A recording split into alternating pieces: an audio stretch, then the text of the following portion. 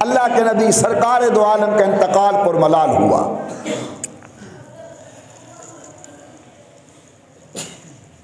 حسب وصیت امام الانبیاء سرکار دو عالم کی تجہیز و تکفین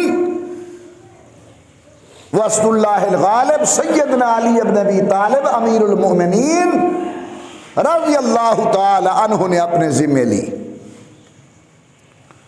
اور تمام صحابہ کرام نے، مہاجرین و انصار نے، اہل بیت رسول نے بالاتفاق جناب ابو بکر صدیق رضی اللہ تعالی عنہ کی بیعت کر کے خلافت ابو بکر پر مہر ثبت کی۔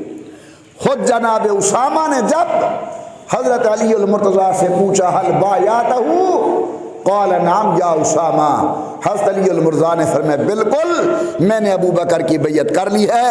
اصحاب رسول نے حضرت سیدنا صدیق اکبر کو اپنا خلیفہ منتخب کیا۔